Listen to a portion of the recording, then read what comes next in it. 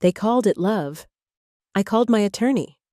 A story about boundaries, inheritance, and a really good dress. Chapter 1. Midnight Royal Blue. The dress smelled of sandalwood and of something else you can't quite name, as if time itself had left a fragrance behind. Not dusty, not fresh. Something in between. A scent that might very well be the perfume of royal blue.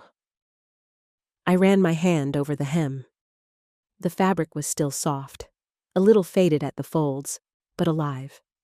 I wore this dress to Anna's graduation. I remember clutching a handkerchief, swallowing tears while she, white dress, sweet as a meringue, walked up for her diploma. She didn't look back. Anna never did. She was always forward, always with her spine straight and her lips pressed into that determined line, as if life were a competition where the prize was silence. I pulled the dress over my head the way I had a dozen times. I wore it for her thesis defense, her first job, her first, and God willing, only wedding, and today, maybe for the last time, not for a wedding, for something far less ceremonial. A straitjacket of motherhood, I muttered at my reflection. Funny, this dress that once meant pride now felt like armor. Against what? My mind refused to form an answer. "Mom, it's just money," Anna had shouted, her voice trembling. "Dad would have given it." I wanted to say, "No, he wouldn't. He'd sit down, take off his glasses, look at Henri like someone inspecting questionable cheese, and ask why a man with a wedding band on his fiancée's hand needs an $80,000 ceremony." But I kept it to myself. There's no point arguing with someone madly in love. It's like trying to put a cat on a diet. Noble intention, doomed mission. Anna looked at me like I was an obstacle in a bureaucracy of feelings. She said a royal wedding wasn't indulgence, it was strategy. Henri's business needed image. "It's an investment, Mom. We need to show who we are." To which I replied, politely but with a sting. "If you have to show it, you probably don't have it." "You always complicate things," she snapped. "You never believe in people." "I just know how to count to 3, I said. 1, your Henri isn't officially employed. 2, you're pregnant and not earning. 3, $60,000 isn't picnic champagne, it's half my life. And then the thing I feared happened. Anna, my Anna, the girl with pianist fingers, her father's nose, and a stubbornness that could wilt a cactus, shut down, as if someone turned a key inside her and dropped it down a well. My child, who once needed my hand on her back to fall asleep, looked at me like a bank officer refusing her a loan for a dream. She grabbed her bag, threw me a look that didn't even land, and left. 3 weeks, not a call, not a message. 21 days of silence. 21 nights that felt like winter stretched thin. I reached into the wardrobe, and something rustled. Paul's old birthday gift, the handbag he bought me for my 40th, back when he was still alive. He used to say, "Look at people for more than 3 minutes. If their face doesn't change, you can trust." He wouldn't have trusted Henri. He wouldn't have trusted him with the lawnmower, much less with our daughter. I sighed and adjusted the dress. Royal blue really did suit my eyes, and damn it, even at 64, I looked good. Yes, wrinkles, but character too. I looked at myself in the mirror and decided, if they want drama, I can stage a show. In the kitchen, the clock ticked softly. The coffee had gone cold. The day hadn't even begun. I wondered, maybe I shouldn't go? Maybe I shouldn't give them another chance to hurt me? But then, I remembered little Anna, afraid of the dark, asking me to leave her bedroom door just slightly open. Even when she pretended otherwise, she always waited for the light. Maybe she was waiting now. Maybe she didn't know how to take the first step. Maybe. The phone rang. Perfect, cruel timing. 21 days of silence. I looked at the screen, then at myself, then back at the screen. Well, I said to the dress. Royal blue. Ready? Chapter 2. The phone rings at the worst possible time. The phone buzzed at the worst possible moment. That very second when I had finally decided the call wouldn't come. It was like waiting for a bus for 2 hours, lighting a cigarette, and then the bus rolled up. The screen blinked. Anna, 4 letters, and my ribs contracted somewhere inside. Not fear. More like a faint nausea, like cheap champagne or memories that are too sweet. Okay then, I said to myself aloud. The sooner you answer, the sooner you end it. Her voice sounded almost cheerful. Almost, because I knew her too well. The cheerfulness was the same as lemon-scented filler in a bargain perfume. Hi, Mom. Hi, Anna, I said slowly, as though tasting the name. How are you? Fine. Henri and I would like to. Her voice wavered. Invite you to dinner, tonight, Chez Franco, at 8. Chez Franco, Lyon.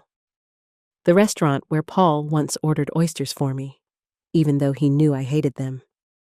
Then he laughed when I tried to chew them. They don't get chewed, my queen. He winked at the waiter. They slide. He winked. The waiter brought the chicken anyway, but the oysters still showed up on the bill. I knew. Anna did not choose that place by accident. It held history, memories, most importantly, a chance to tug at pity. Tonight? I asked. Tonight, 8. We'd be so glad if you came. Glad? I almost laughed, as if this were a charity gala, not the grandson I'd been promised not to see. After the call, I sat on the sofa as though someone had hit pause. My hands wouldn't move. My thoughts spun like laundry in a heavy spin cycle. Paul appeared in my mind unannounced, always showing up when I stood on the edge, with the same mix of mockery and wisdom for which I once fell in love with him. I told you, don't deal with men who have 2 white teeth. She didn't ask, though. Then you should have said it. I did say it. Then say it again, louder. Sometimes Paul was consoling, sometimes scolding. He died when Anna was still a student. He left swiftly, like a man who knew when his time was up. Do you think maybe she's just missing me? I asked softly. Missing your money? Maybe? Paul, forgive me. You keep me in your head, so don't argue. I walked into the kitchen, switched on the kettle, and pulled the jar of honey from the fridge. Paul always said, if your soul hurts, drink something sticky. It'll glue it. He was a man of simple solutions and complicated conclusions. Looking out the window, I suddenly realized I was afraid. Afraid to see Anna happy with someone who uses her. Afraid that behind the, Mom, let's start over, was the same old trap. And most of all, afraid I wouldn't be able to say no again. Because, despite the hurt, I was still her mother. I still loved her. And love isn't a prize, it's a chronic condition. Are you going? Asked Paul. I will, in the dress, the royal blue one. Bravo, just don't forget your lips. Makeup? No, the lips that say no. I smiled. In the bathroom, I lingered in front of the mirror. Hair, simple. Makeup, minimum. My face doesn't like too many ornaments. It demands truth. And I've earned every line. I remembered how Paul used to stroke my cheek at night. You're not a picture, you're a woman, and a woman must live, not hang. It felt like he said it yesterday. Time is a deceitful thing. It doesn't heal. It takes away those who healed better than time, and pretends nothing happened. When the clock struck 7:30, I stood. The dress lay on the chair, still blue, royal blue, faint scent of sandalwood still lingering. I put it on slowly, as if gearing up. At the door, I stopped and whispered, "Paul, if you're there, steady me in case I lose my balance." "Only if you leave the heels behind," came his reply in my head. I laughed, and I walked out, toward dinner, toward the past, and maybe toward a new beginning. Chapter 3. The Dinner Invitation. Chez Franco greeted me like an old acquaintance, those you don't have to prove anything to anymore. Soft lighting, the scent of basil, the rustle of napkins, the glass music of wine flutes. Here, in this familiar setting, I could pretend the evening was just dinner, and the meeting motivated by love rather than calculation. I entered unhurried, calm, as though I already knew why I came, though something small, frightened, and stubborn was quietly beating in my chest, like a cat accidentally locked in a storage cupboard. The dress fit me flawlessly. It knew its job. We were a team. The waiter, a young man with kind eyes, bowed his head. The waiter. "Good evening. You're expected. Table by the window." Of course, by the window, where the light is softer and passers-by see how beautifully the family looks when gathered for reconciliation. A stage set. This was where everything was meant to happen. Anna was already seated. Beautiful. Impeccable. Her face wore the same mask she'd pulled on in her teenage years when pain or shame needed hiding. "Mom!" She stood up, hugged awkwardly, as if I were a colleague she'd bumped into on holiday. "Good evening, Anna," I said, trying for gentle. We sat. She ordered sparkling water. I had a glass of white wine.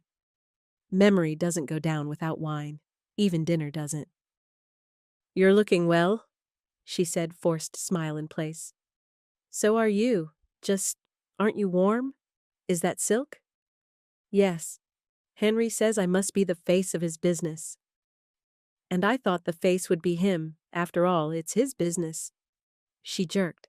I couldn't help it, not to sting, but because silence no longer sufficed. "Mom?" Deep breath. A glance at the silverware, as if finding support there. "He's running late," she said.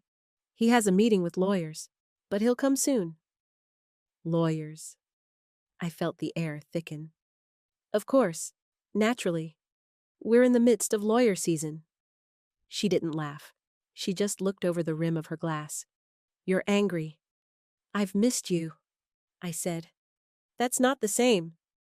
"Mom, I don't want fights. We're a grown-up family." "Family, yes. Grown-up, that remains to be seen." At that moment, 3 men in suits approached our table. Suits, folders, manicured nails, lawyers. My favorite species of people, right after debt collectors and door-to-door insurance salesmen. Anna stood. "This is Henri and our lawyers.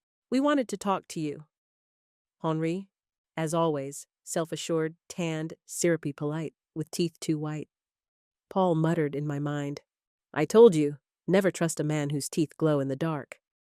Henri kissed my cheek. Too close, too wet, as though I already owed him. "My dear mother-in-law, you simply look magnificent." "And you?" "Still exactly the same." I replied and sat down. The lawyers sat. One pulled a folder, placed an envelope on the table, golden, as though I'd won a vacation to the Maldives, not been invited to financial surrender. Anna looked at me. "Henri and I have thought it over. You know business is growing, the baby's on the way, and you have assets you're not using." "I'm using them. They give me the sense that I still manage my life." "But you won't be able to keep doing that forever?" "Thanks, doctor. Very kind of you. We'd like to offer you a power of attorney, simply for optimization, so we could manage things on your behalf." "All I built with Paul?" "Yes. Does Paul know?" In my head, a pause. Then Paul, "You actually said that out loud?" "Of course. Good one, beauty. I took a napkin, dabbed at my lips corner, smiled. Anna. Yes?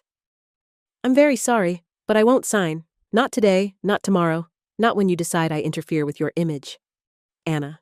Emma. Mom. Her voice changed. If you don't cooperate, you won't see the baby. It didn't register immediately, not because I didn't hear, because it was the kind of pain the mind refuses to register at first, like a burn that arrives late. I pulled out my phone, opened contacts. Who are you calling? She asked. Julian. He's a doctor, by the way. Let him come. Assess whether I remain sane, or maybe you're right, and it's time for me to be in a retirement home. Anna stood. Henry whispered something to the lawyers, and I simply waited for Julian to answer the call. Chapter 4. A guest star named Julian. I hit call, and the moment I heard the dial tone, my heart picked up speed. Mom? Everything okay? Hi, Julian. Could you get to Chez Franco in 15 minutes? That place with the fake Italian oysters? The one and only. What happened? Are you on shift? Always. I'm basically Batman in scrubs. Come, and please, go easy on the sarcasm. Mom, I'm an ER doctor. Sarcasm's part of the treatment plan. What's going on? Lawyers. Henri? And a dinner theater called, Mom, hand over the apartment. On my way. I hung up and looked up. Henri and his two legal appendages were watching me like I'd hijacked a national broadcast. Calling in reinforcements? One of the lawyers smirked. I'm summoning common sense, I said. A rare guest in this family. Anna said nothing. She stared into her napkin like it held lines she was supposed to memorize. Henri looked a little nervous. He didn't like curveballs. It couldn't have been more than 10 minutes before Julian walked into the dining room. Dark blue uniform, emergency service logo on the chest. Calm face, spark in the eye. He had a gift for entering any room like he were the one thing missing from it. Good evening, he said, approaching the table. Is someone choking on money? Henry stood halfway up. Ah, you're the doctor. A pleasure. Yep, that's me. The one whose mother didn't sign over her apartment to a stranger. Terrible condition, I know. One lawyer coughed. The other tried not to smile. Anna looked from me to Julian. Julian, we were just talking. Funny. Sounded like an SOS to me. He pulled up a chair next to me. Mom, are you okay? No signatures yet? Not yet, but apparently, if I don't sign, the grandchild will grow up, get married, and then decide if I'm invited to the wedding. Julian straightened in his chair. Fair enough. Now, if I buy you a donut, can I borrow your kidney? Henri stiffened. Listen, doctor. No, you listen, Henri. I'm not a lawyer. I'm not your fan club. I'm her son. And I can count. I can also listen.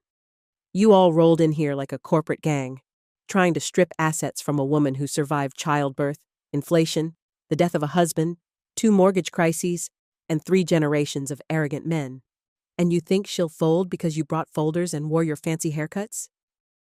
Silence fell over the room, like after the final monologue of a good play. Someone snorted. A man at a nearby table choked on champagne. The waiter walking by almost dropped his tray, but managed to turn quickly so his grin wouldn't show. I've seen people die, Julian continued, quick and slow. You know who goes peacefully? The ones who had someone stand up for them. Well, I'm standing, and if any of you still think she's alone, better count again. That's an inappropriate accusation. One of the lawyers cut in. Maybe, but it's also 100% true, said Julian. I gripped the edge of the table, trying not to slip out of reality. Paul muttered in my head. Right. Dessert time now. Henry tried to recover. We only made a suggestion. No pressure. It's all voluntary. You forgot she has a son, and unlike you, I know the difference between concern and emotional blackmail. And right now, I'm having a flare-up of righteous anger, aggravated by greed. Oh, and Henry, that smile of yours? Like a preacher at a clearance sale. Wide, but empty. The room literally froze. A man shrank, another snorted, a woman at a nearby table rolled her eyes. The waiter with the fizzing champagne glass froze mid-step, and almost in unison, the entire section whispered, "Whoa." Henry's signature smirk slid off his face like melted cheese off a hot skillet. What a first-class jackass. Paul cackled in my mind. Anna stood abruptly. Julian, you're ruining everything. And you're losing everything. The room quieted again. Even the music seemed to lower itself. Tables around us pretended to be deeply engaged in their own business, while clearly tuned in, like it was a soap opera. I looked at Anna. If you want me out of your life, just say so. But don't dress it up as concern. She pressed her lips together. I knew that look. Little Anna used to do the same when I said no to a second slice of cake. Same pout, bigger consequences. Julian stood, walked over to the lawyers, pointed at the folder. Take that, burn it, or eat it. But if you try pulling this on my mother again, you'll be dealing with me, and I'm a lot less polite than she is. He looked at me. Mom, let's get some air. There's more oxygen outside than decency in here.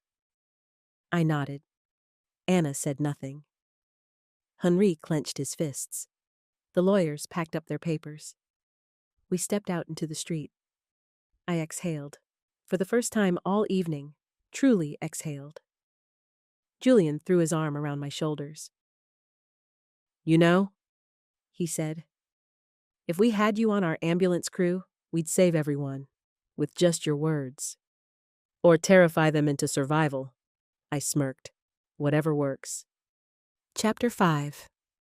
Blue Armor and Burning Bridges. Julian and I walked along the riverbank, and I breathed, really breathed, for the first time that evening. Deep, steady pulls of air, like someone who had been underwater a little too long and finally surfaced. The city hummed around us, but inside me, silence, settling like snow. Mom, he said gently, you did amazing, but you knew they'd try something like that, didn't you? I had a suspicion, I admitted, especially when Anna chose Chez Franco. She could have picked any restaurant in Lyon, but she went for the one where my memories walk around barefoot on broken glass. And? I looked at him, a slow smile pulling at my mouth. And I figured, if I'm going to be cast in the middle of someone else's drama, I might as well show up with a script. He laughed, that warm, disarming laugh he inherited from Paul. One laugh from Julian could turn any storm into a room you could breathe in. And me? I was probably the only woman tonight who didn't pretend to be anything other than what I was. So what now, Mom? What do you even say to them after all that? Me? I shrugged. Nothing, but someone else will speak. Just give it a moment. We walked back into the restaurant 15 minutes later, and 4 cigarettes all mine, because stress burns faster than tobacco. This time I didn't tremble. I wasn't brittle. I was steel-cooled on purpose. Sharp, solid, controlled. The kind of calm you see on a person who knows exactly where the emergency exit is, and isn't afraid to use it. Anna was still sitting at the table. She looked older than she had an hour ago. Tired. Lips pressed so tightly, I wondered if she could still breathe through them. Henri prowled around like an irritated show dog that lost its leash. The lawyers whispered nervously, sorting through papers as if somewhere between the clauses and footnotes they might find a moral compass. I set my purse on the table with a quiet, deliberate thud. Paul's purse, still smelling of leather, cinnamon, and all the trips we never got to take. I hope you don't mind, I said to Henri, but we'll have one more person joining us. He blinked. Who? My attorney, Louise Calvet. One of the lawyers choked on his own breath. Louise Calvet? As in, the Louise Calvet? Yes, I said sweetly. The Louise, the one who treats men in suits the way exterminators treat termites. Right on cue, she entered. Louise wasn't tall, but she walked like the room belonged to her and everyone else was loitering. She had a jawline that could slice paper and eyes sharp enough to thread needles in the dark. Apologies for the delay, she said, removing her gloves. The staff at the door thought I was late for a date. I had to disappoint them and confess I'm a lawyer. She sat beside me, cracked open her folder like it was a spell book. Madam, she said to Anna, her tone polite but lethal. I'd like to clarify the current legal situation. Your mother's assets are her personal property. As of earlier today, they've been transferred into a private trust managed by her son, Julian Durand. All filings are complete, effective immediately. Anna froze mid-breath. Henri jumped up so fast his chair nearly toppled. This is ridiculous. You had no right. We had every right, Louise replied calmly. And the law agrees. Furthermore, if you continue pressing for power of attorney, I will file a complaint with the Bar Association for attempted coercion of a senior woman to relinquish her assets. I'm not senior, I said gently. Just a woman who's used up her lifetime supply of patience. Louise nodded. Exactly. A woman, not prey. Anna's eyes darted between us, wide and wounded. Mom, you did all this behind my back? Not behind yours. Behind all the people standing behind you. There were too many hands reaching for what wasn't theirs. And what about me? You're my daughter. You always will be.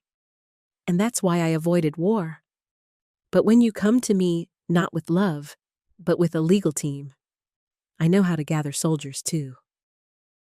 Henri collapsed back into his chair, ghost pale. Julian stood behind me, hands in his pockets, jaw set.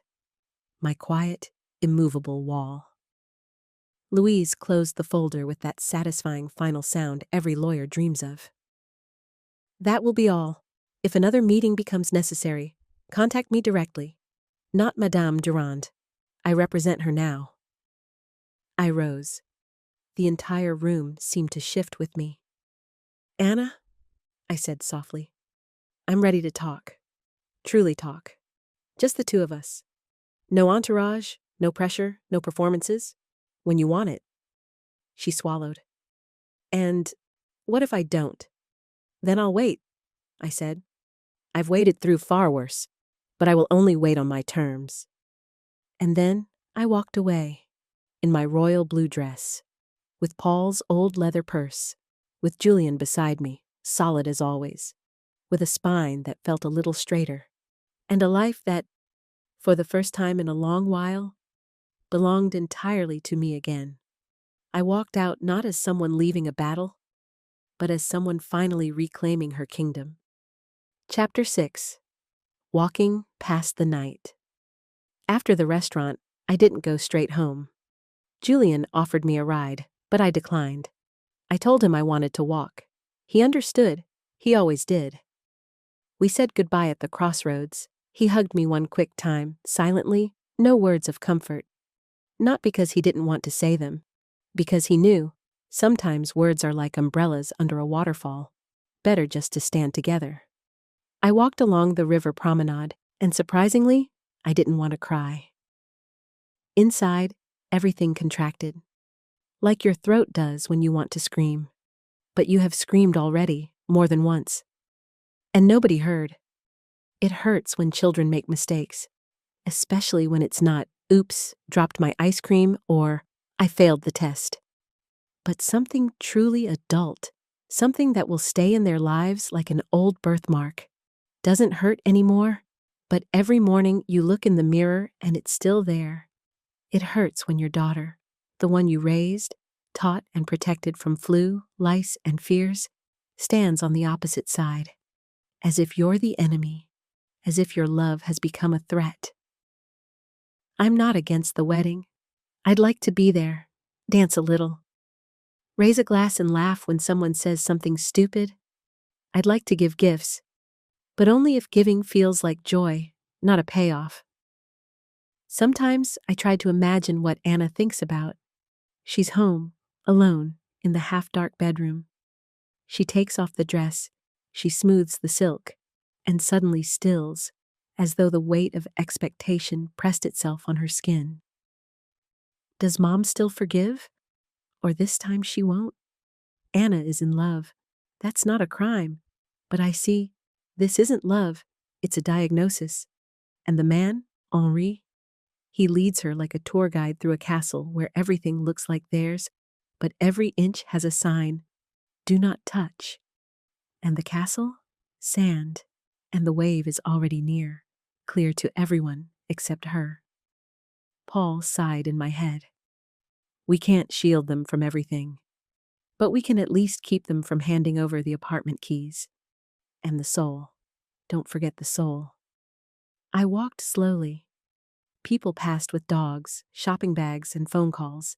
They lived their lives. I had mine, though today it felt like a freight train ran over it. At my building's entrance, I saw a light in the flat across. It was Jeanette, my neighbor. She lived alone, 10 years younger than me, but with the same creases around her eyes. The kind of lines you get when you've laughed a lot and cried once or twice. I climbed the stairs, kicked off my shoes. The royal blue dress hung over the back of the chair as a soldier returned from war. I went into the kitchen, poured a small glass of wine. Paul would ask, "So what are we celebrating?" I would answer, "A Tuesday." Outside the window, the sky darkened. I flipped the lamp on, checked my phone. No calls, no messages. Not from Anna, not from Henri, not from the merry legal squad. Quiet, suspiciously clean, like a teenager's room hiding something. I sat, sipped wine, thought, it's strange. You give birth to a child, and then that child becomes an adult and expects an accounting. Motherhood is an investment that must pay dividends. I'm not an accountant, I'm a mother. And to a mother, there's only one currency: love. Sometimes too generous, sometimes given too soon. Late in the evening, someone knocked. I didn't fear. I haven't feared people in a long time. No one is worse than Henri anyway. I opened the door. Jeanette, in pajamas, with a pot. Sorry, she said. I had a bit of risotto left. I remembered you said you loved mushrooms, so thought we'd share. I looked at her, slippers, tousled hair, warmth in her eyes, and somehow I felt lighter. Come in, I've got wine. White, proper, not restaurant pretend. She came in, set the pot down, sat. Where were you? She asked while I fetched glasses. At dinner, with my daughter and her husband and their board of directors. Oh, wow, and who won? I did, unexpectedly. Jeanette laughed. Well then, we must toast. We ate risotto, drank wine, gossiped about neighbors, about how the supermarket is out of decent tomatoes again, about how October smells a little different this year. Fewer leaves, more something else. Maybe disappointment. I didn't tell everything, not right away, but I shared some. About how painful it is to be a mother when you're being used, about how it hurts when your love becomes currency. Jeanette listened, didn't interrupt, just nodded, and there, in that calm attentiveness, was the whole lesson. How to listen without rushing to advice or talking about yourself while someone else speaks. When she left, I cleared the glasses, washed my face, and switched off the lamp. Then I lay awake in silence for a long time, and I thought, maybe happiness isn't when everything is good, but when after everything bad, you're still alive, and you still have something left inside you that can laugh. Chapter 7. The Morning After. I woke up without an alarm the next morning. Not because I'd slept well, quite the opposite.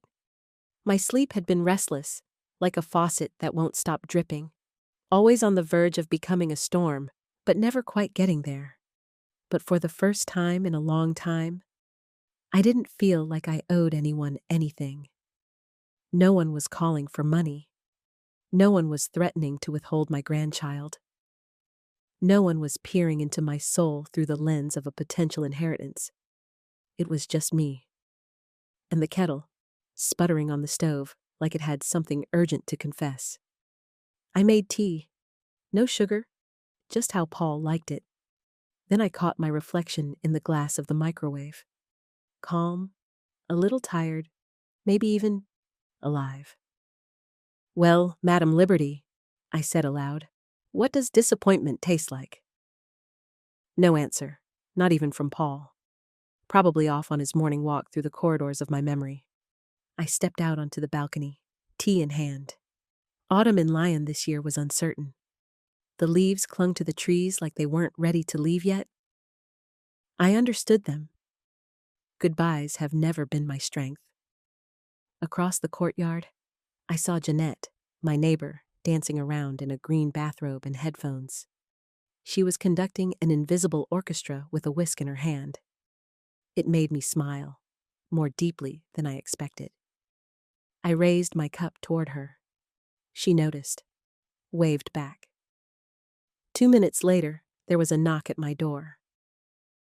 "I've got 3 pieces of cake left," she said, still in her pajamas, holding a pot. "A bit dry, but good enough for tea." "Come in.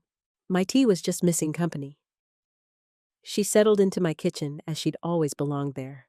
The cake was, in fact, dry, but buttery, soft, and oddly comforting. Like the kind of conversation that only happens when it's raining outside. "So," she said, chewing slowly, "you're not working, right?" "I retired 3 years ago." "But you're not retired. I mean, not like that kind of retired. You're sharp, witty. You shut down 3 lawyers and a son-in-law without spilling your drink." "I suppose?" I shrugged. "Why?" She pulled a tablet from her bag and swiped to a page. "This is our group. We help women in toxic family situations, especially financial ones. Husbands or kids are trying to manipulate, push for power of attorney, or transfer assets. Right now we're 7. Some are grandmothers, some are recent divorcees. All of them exhausted." She showed me short posts. "My son-in-law brought a lawyer." I pretended they had the wrong address. They said, "Sign or never see your grandchildren again." He moved everything to his name while I was in the hospital. Reading them made something twist inside me, like these stories had been carved out of my own spine. "We blog, meet up sometimes. Mostly, we just listen." I thought, maybe you'd want to join? You want me to teach women how not to sell themselves for a wedding dress? Or maybe just how to say no without apologizing. I didn't answer right away. I had told myself after the restaurant that I wanted to disappear. Melt into my couch, slide into the wardrobe and become the hanger holding my royal blue dress. But now I wanted to matter. Not for praise, for balance. "Jeanette." "Yes?" "I'll think about it. Not never. Just maybe." She smiled as I'd just signed a Declaration of Independence. After she left, I opened my laptop, typed into the search bar, "Support group for women, financial abuse in families." Then I stared at the screen, and finally, I closed it. I had a letter to write first. To Anna. No guilt, no ultimatums, just one line. "I love you. I'll be here when you're ready. But until then, I'm not part of your negotiations." I saved it as a draft. Let it sit. Even letters, like berry wine, need time to steep. Chapter 8. When being needed becomes the fix. Sometimes, to pull yourself together, you don't have to pick up every broken piece. You just need someone to say, I need you, even when you feel shattered. Since Jeanette floated her invitation to join the group, I've been waking up a little earlier each morning. Not from obligation, never that. From something deeper, anticipation. Because I realize there are women out there who have no instruction manual, no press this button labeled SOS, no parachute embroidered lawyer on standby. And maybe, just maybe, I might be the one to help start their first sentence. Hello, I haven't lost my mind. Those who think I don't understand, they're the ones who've fallen off the cliff. In our circle now, 8 of us. One, a former accountant whose son quietly pushed her out of her own flat. Another, a widow whose grandkids coax her. Grandma, you'll die soon anyway. Just hand over the garage. And all the others, simply women who needed someone to say, "You're not alone." We meet on Saturdays in the church library. No incense, no hymns. Just tea, throws across laps, and laughter sliding in through tears. Jeanette runs the show. I, according to her, am the voice of reason. I'll admit, I'd rather be the voice with a glass of wine. But she gets the half smile. I tell the stories I never expected to tell. Standing in front of lawyers, how Louise Calvet exploded into the conference room like thunder. How Julian labeled Henri a worm in Hugo Boss. The ladies laugh, some cry, and the laughter, they know, comes from relief. So you can stand, so you can survive differently. Paul has been silent this whole time. I sense he's proud. Well? I asked him one evening, sprawled on the couch after the group meeting. Not bad, he answered in my mind. Just remember, while rescuing others, don't pack yourself away. Me? I left the closet years ago. Now I'm more like a jacket tossed over a chair. Visible, useful, and sometimes simply there. My girl, he whispered. Then one evening, an unexpected knock. I wasn't waiting for anyone. On the threshold stood a young woman, maybe 30, maybe younger. Her smile was tentative, her eyes begging, "Help me," with no words. Are you the lady who runs the sessions? I held the door open. She stepped in, shyly. Her name was Clara. 2 young kids, a husband who only knew how to take money, space, freedom. She spoke in whispers, as though the walls were listening. I don't know what to do, she said. I know I'm not crazy, but still, I doubt myself. I poured tea, and we sat, hours, nearly. Then she asked from across the table, would you lead the group yourself? Listening to you, it lightens it. I paused, unexpected. It felt like someone handed me a mirror, and in its reflection, I didn't see the older woman in the faded royal blue dress. I saw someone different, someone still needed, real. I'll think about it, I said. And in that moment, I realized, no, I wasn't just thinking anymore. I was almost ready. Later, I logged into my email. A new message from Anna. Subject line, blank, 3 gentle lines. Mom, I'm not ready, but I miss you. I don't know how to be. But if you're still there, just reply. I shut the laptop, walked to the balcony. Fine autumn rain coated the city like a whisper. Leaves glued to the glass like wind-written letters. Paul would have said, first crack in the armor. I said, I'll answer, but not just yet. Let her feel that waiting is also kind of love. I grabbed a sheet of paper and wrote, I'm here, with no conditions, but with boundaries. I believe in you. When you're ready, I'll make tea. And when you walk in, I won't ask, why so long? I'll say, welcome home. I folded the letter, laid it on the table. It will stay there, until it becomes her answer, until it becomes the signal. Because sometimes, even letters need time to ferment, like berry liqueur steeping in the dark. And tonight, in the silence, I realized something. Being needed doesn't mend you. But being there anyway That just might. Chapter 9. The Resistant Network. Jeanette and I sat on the floor, surrounded by boxes of documents, tangled cables, laptops, and empty teacups. The Resistant Club had long grown beyond its Saturday meetings. Now it was a real network, with a podcast, a support group, legal consultations, even a hotline. I ran the segment, Letters to Daughters Who No Longer Hear Us.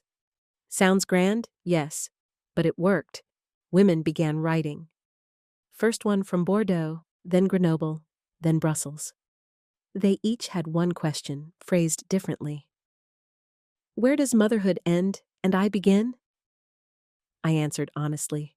No lectures, no victorious fanfare. I just told my story, about the restaurant, about the dress, about the daughter you love, and who seems to have forgotten your heartbeat's name. One day, Louise Calvé approached me. I listened to you? Each episode. I thought you were busy in court. I am, but some things matter more. Do you know how many cases we've won in these months? How many? 12. All in favor of women who used to be silent. She took my hand. You started this, not Jeanette, not me, you. I stayed quiet, because sometimes the right answer is quiet too. Soft, worn out, a little hopeful. 3 months passed. Autumn yielded to winter. We prepared the holiday issue. Jeanette had already looped lights around the microwave door. I was buying scented candles in bulk because I believe light and warmth heal. I rarely thought of Anna. No. Actually, I lied. I thought of her every day, just differently, without bitterness, with expectation, like someone who knows love isn't a tablecloth you shake off. It's like a warm jacket. Even hanging in the closet, it's still yours. A letter arrived on New Year's Eve. Not an email, a real letter. In a cream envelope, uneven handwriting. Anna's handwriting. I held it a long while before opening. I sat on the sofa, in the royal blue dress. Yes, I wore it again, this time without occasion. Just because I wanted to feel bold. I tore the envelope open. Inside, a photo. A baby, asleep, hand beside cheek, a familiar forehead. On the back, a note. He looks like you. I'm furious. I don't know how to ask for forgiveness, but I want you in his life. Tell me how. I didn't cry. I simply laid the photo on my lap and thought, this is probably what forgiveness smells like. Not fireworks, not apologies with flowers, but a quiet letter written on crumpled paper. I didn't answer right away, but after 3 days, I sent a box. Inside, a baby blanket I crocheted with my own hands, and a card. Let's start with a walk. No words, just you, him, and me. Then, let's see. In spring, the Resistance Club was invited to speak at a conference. We met by the riverside. I arrived first. She came later with a stroller, without Henri's donkey face. We walked in silence, 20 minutes or so. Sometimes silence says more than, Mom, I'm sorry, or I understood. I looked at the baby. He slept. His nose was Paul's. I'd recognize that nose among 1,000. He looks like you, I said. He loves silence, like you. Anna nodded. We didn't hug. We didn't ask for forgiveness. But it was a first step, and a step, already a road. I stood on stage, not in a dress, but in jeans and a sweater, facing hundreds of women and 3 men. We're not fighting children. We're fighting for the right to be alive, even at 64. Even if we're just called Mom. We are not a function. We are women. The audience stood. I saw Julian applauding, Jeanette nodding, Louise smiling, and at the far end of the hall, a sitting young girl. Beautiful, with a baby in her arms. Anna. She watched, didn't smile, but she watched. And that, already a step. Sometimes, to return, you must first go very far. But if you are coming back, let someone open the door. I will. You know what I learned?